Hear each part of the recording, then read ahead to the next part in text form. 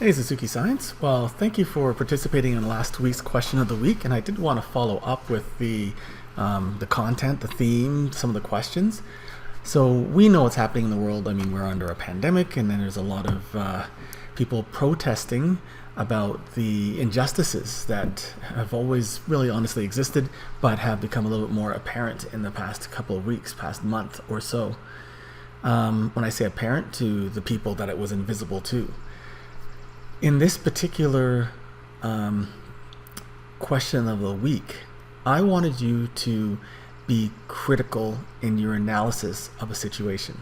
So, what I had done is I had provided you with a number of different links. Some of them were talking specifically to the inequities that are associated in culture, society, business, and whatnot around race.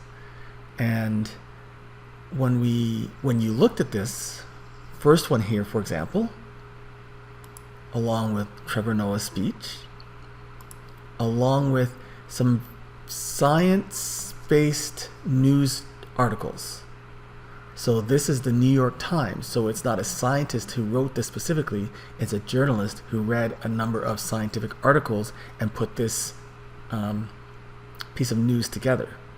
That's linking the research that the scientists have put into the journals and the pre-server databases and to something that generally people in the public would find newsworthy, right? So linking air pollution to high coronavirus death rates and the fact that there is a disparity. So this is a scientific journal from the Public Health Association that relates the disparity in communities, how some communities are especially exposed to pollution over others based on where they live. Generally, if you have money and means, you are able to live in a better location. And if you do not have the same funds to relocate or locate your family into a location that is safe, but you still need to have a home and a place to live so you can leave there, go to work, and go buy your food and bring it back to a place, then you'll go to whatever place you can afford.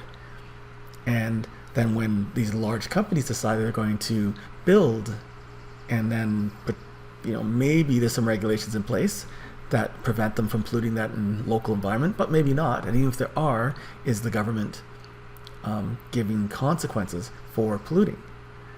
And so the people that often end up living close to these regions where there's enormous pollution, whether or not it is water pollution that makes the people who drink the water sick, or air pollution that makes the people in that local area who breathe the air have asthma and respiratory disorders and get sick, and so on and so on and so on. You get the picture. The people who live in those regions are the ones that are historically the ones who cannot afford to live in another location, a location where it is cleaner.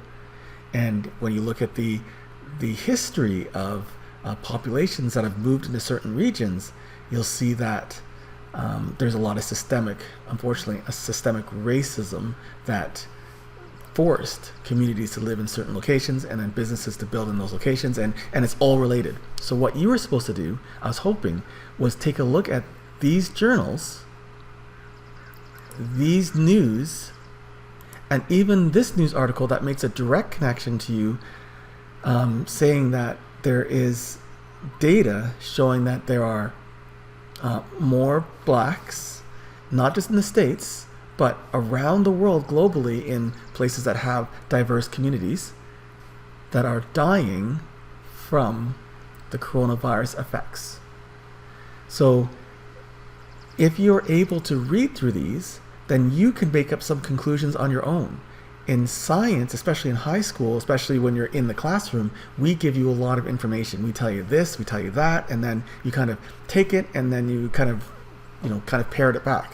In this situation, I was hoping that you would read the articles, look at the pictures at the minimum, look at the little captions underneath the pictures, see what they're saying, and then maybe even do a little bit of research on your own because you're interested in what's happening in the world, or you have likely been online in your social media platforms and you've seen a number of articles and various things that have supported or not supported this, and then brought that into play.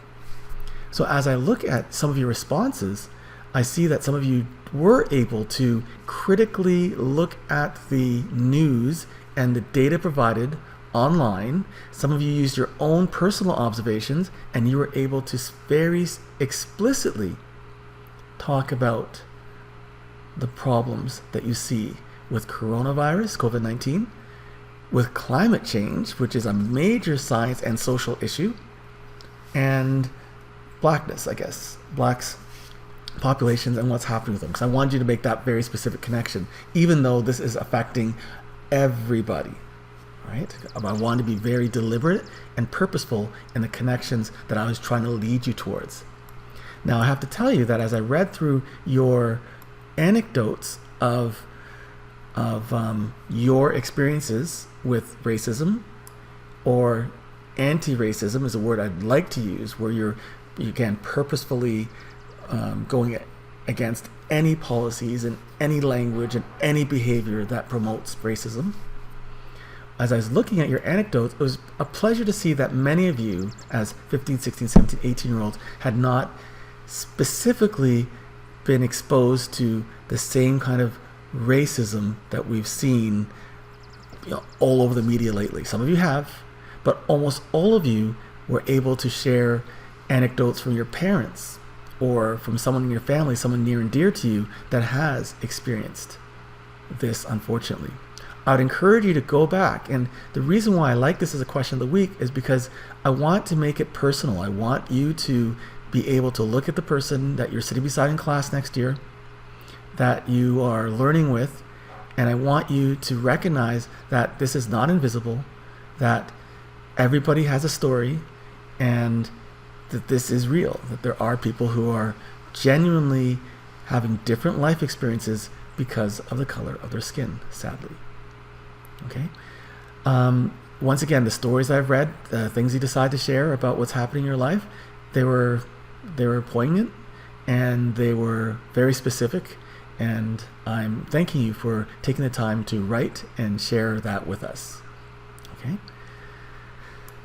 I encourage any of you, if you have any questions, clearly based on who I am, I have a lived experience as well.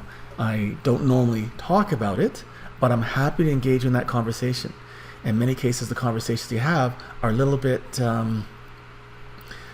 they're more almost theoretical in a sense, if you have not experienced it yourself. And I'm here. I'm happy to talk about this. I've come through the system, and I'm Canadian born, but I too have experienced some situations where it was less than pleasant. And right now, the way that many of you are reacting, and the behavior that you're showing, and the care and compassion that you keep on expressing in the various social media outlets that you're petitioning and all that, it's great. It's a good step in the right direction. So I'm happy. I've been doing Google Meets with the grade 12s and grade 11s. I haven't done as many with the grade 10s, but if you want to have a one-on-one, a one-on-two, a one-on-5, or whatever, to have like a little small discussion and talk about this, I'm happy to be a facilitator or just to be a part of the conversation and keep on moving forward, right? So if you're looking for a person to actually talk to that you know and hopefully comfortable with, then please engage me in that conversation. I'm happy to engage you. I want to make it meaningful and personal, as opposed to another person on a keyboard behind a internet that you may or may not connect with. All right. This week's question of the week is you sharing a story, and it is also, I was doing some sleuthing where you were given some pictures, you had to figure out what's going on. I'll talk about those in a later post for the question of the week summary. The week's not done. Some of you still might want to participate, so I'll hold off on that.